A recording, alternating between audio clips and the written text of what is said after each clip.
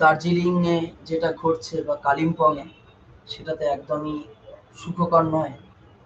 প্রত্যেকটা জায়গায় সিকিমে বা দার্জিলিং এ বা কালিম্পং এ যা ঘটছে, ব্যাপারটা হচ্ছে ওই বন্যা পরিস্থিতি যেটা হচ্ছে আর কি, বন্যার পরবর্তীকালীন পরিস্থিতি বা আগের পরিস্থিতি যেটা হচ্ছে, আহ, তিস্তার জলোচ্ছ্বাস বাড়ছে, বাঁধ ভাঙছে, কালিম্পং এর জিনিসগুলো মানে সব গ্রামগুলো ইয়ে হয়ে যাচ্ছে। গতবার অক্টোবর মাসের ফার্স্ট উইকে ঠিক এই বন্যার কারণে নর্থ সিকিম যাওয়ার থেকে আমরা বঞ্চিত হই, মানে বিরত থাকি আর কি, যাইনি নর্থ সিকিম। তো নর্থ সিকিম না গিয়ে ভালোই হয়েছে, গেলে হয়তো প্রাণে ফিরতে পারতাম না। আমার একজন, সরি, ডোন্ট মাইন্ড, একটুখানি কলারটা ডিস্টার্ব করছিল। আমার একজন কাকা, পরিচিত আঙ্কেল, উনি মানে নর্থ সিকিম গেছিলেন। মোটামুটি গেছিলেন বলতে, জাস্ট এ মিনিট, এক সেকেন্ড, হ্যাঁ, গেছিলেন বলতে ওরা না নর্থ সিকিমে ছিলেন প্রায় 10 দিন আটকে ছিলেন। 10 দিন আটকে, আমি জাস্ট এ মিনিট একটা আপনার, হ্যাঁ বলুন। সরি, সরি ফর ইন্টারাপশন, একটা মোবাইলের নোটিফিকেশন এসেছিল। ওখান থেকে আপনার, ওনারা ছিলেন দার্জিলিং এ, দার্জিলিং থেকে, দার্জিলিং নয়, দার্জিলিং যাওয়ার কথা ছিল, পরে উনি নর্থ সিকিম করেন। আমাদের যে ইয়ে ছিল, মানে ট্যুর অপারেটর ছিলেন মিস্টার তন্ময় সাহা, ওনার ব্যাপারে পরে আসছি, উনি কিভাবে আমাদের ইয়ে করেছেন আর কি। তন্ময় সাহা ওনার থেকে প্রায় 30-35 হাজার টাকা নেন। নর্থ সিকিম ক্যান্সেল হয় আমাদের, কিন্তু ওনারা নর্থ সিকিম যান, আমাদের যে আঙ্কেল আছেন, তারা নর্থ সিকিম যান, সেপ্টেম্বরের 20-21 তারিখে যান। ফেরার কথা ছিল 26 তারিখে, অক্টোবরের 7-8 তারিখে ফেরেন, প্রায় 10 দিন আটকে ছিলেন। ওখান থেকে ইন্ডিয়ান আর্মি আর বিএসএফ কন্ট্রোল করে ওনাদের হেলিকপ্টারে আনতে হয়। ওনার প্রায় 10-12 দিন আটকে ছিলেন। যেদিন এনজেপি থেকে ট্রেন, সেদিন তো যেতেই পারেননি, তার 10 দিন পরে ওনারা হেলিকপ্টার করে ফ্লাইট ভাড়া ফ্রিতে ওনাদের বাগডোগরা থেকে কলকাতা আনতে হয়। তো এই হচ্ছে ব্যাপার।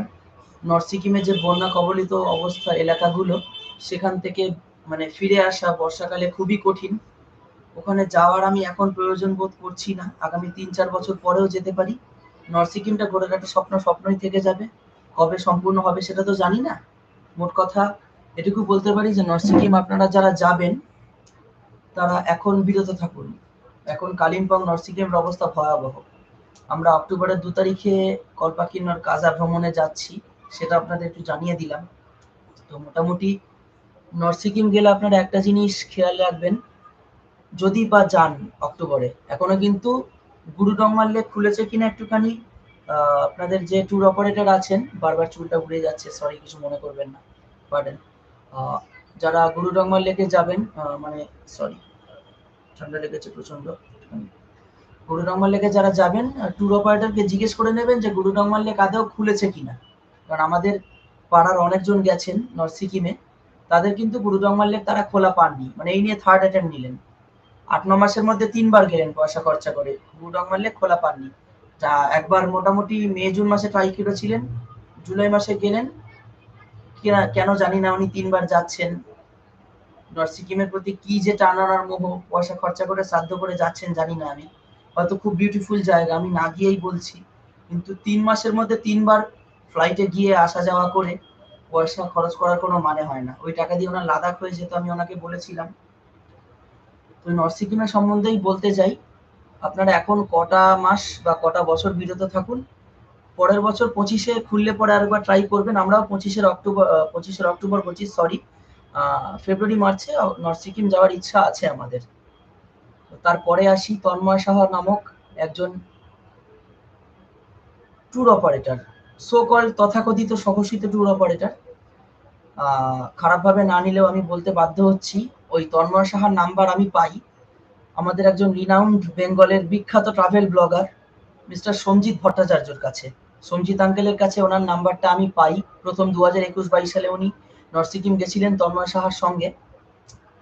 তন্ময় সাহার ফোন আমি লাস্ট পাই মোটামুটি ধরে রাখুন 3 জুলাই। ওনাকে হোয়াটসঅ্যাপে যোগাযোগ করি, উনি আমার মেসেজ সিন করেন, তারপর মেসেজ দেখেননি বা সিন করেননি বা যাই হোক, উনি মেসেজটা আনইনস্টল করে দেন বা হোয়াটসঅ্যাপ পুরো আনইনস্টল করেন। গত 15-20 দিন ধরে ওনার phone switch off. Switch off বলতে উনি আমার থেকে 14,000 টাকা নেন, 14,000 টাকা নেন, নিয়ে আমাকে চিটিংবাজি করেন। চিটিংবাজি করে আমার থেকে 14,000 রুপিস হাতিয়ে নেন। হাতিয়ে নিয়ে আমাকে মানে বলেন যে আপনার টাকা আপনি ফেরত পেয়ে যাবেন, পেয়ে আপনার এখনো পর্যন্ত ওনার দেখা নেই, ওনার ফোন ইনভ্যালিড, হোয়াটসঅ্যাপ আনইনস্টলড, ওনাকে ফোন করে পাওয়া যাচ্ছে না। গত 4 জুলাই থেকে ওনাকে ফোনে ট্রাই করে যাচ্ছি, ওনাকে মেল করছি, সাহা ট্রাভেলস @gmail.com মেল করছি, ওনাকে মেলে পাচ্ছি না প্রথমত। এই দ্বিতীয়ত হচ্ছে ওনার হোয়াটসঅ্যাপ আনইনস্টলড, কোনো রকম যোগাযোগের মাধ্যমে নেই। গুগল চ্যাটে ওনাকে মিটেও চেষ্টা করেছি ভিডিও কলে যোগাযোগ করার, হয়তো ওনার অনুমতি না নিয়েই করতে হয়েছে। কিন্তু আপনারা এইসব ভুলভাল ভুয়ো ট্রাভেল এজেন্টের থেকে একটু বিরত থাকবেন দয়া করে।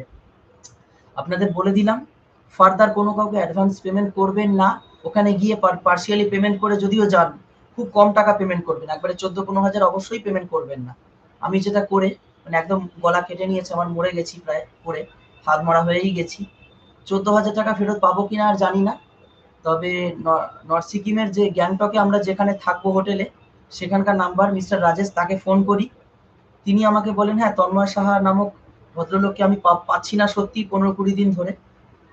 তো এইটার জন্য লাইভে আসা আপনাদের বললাম। এখন আপাতত কয়েকদিন নর্থ সিকিমে যাওয়া থেকে বিরত থাকুন। কেদারনাথ পারলে ঘুরে আসুন যারা ভগবানের ভক্ত বা তীর্থ করতে চাইছেন। অমরনাথ ঘুরে আসুন, অমরনাথ যদি খোলা থাকে, এখনো হয়তো কিছুদিনের মধ্যে বন্ধ হয়ে যাবে, অক্টোবরের মধ্যে কেদারনাথও বন্ধ হয়ে যাবে। কাজা যান, লাদাখ যান, কাশ্মীর যান, যেখানেই যান, নর্থ সিকিমে 1-2 মাস বা আপনার 1-2 বছর ম্যাক্সিমাম বিরত থাকুন। কেন বলছি, ওখানের অবস্থা একদমই ভালো নয়। এখন কালিম্পংয়ে আবার ধসপ্রবণ এলাকা। দার্জিলিং অব্দি যেতে পারেন, দার্জিলিং ঘুমে কোনো প্রবলেম হবে না ঘুম স্টেশনে। এইটুকু বলার জন্যই লাইভে আসা। তো যারা যারা লাইভটা দেখছেন একটু সাপোর্ট করবেন চ্যানেলটাকে। আপনাদের জন্যই চ্যানেল খোলা, আপনারাই ছোটখাটো আমাদের পরিবারের সদস্য, এক্সটেন্ডেড ফ্যামিলি।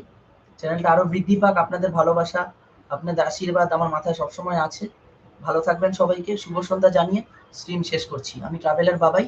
আমার চ্যানেলটা অবশ্যই like and share and subscribe করবেন বন্ধুদের সাথে। শুভ সন্ধ্যা, ভালো থাকবেন।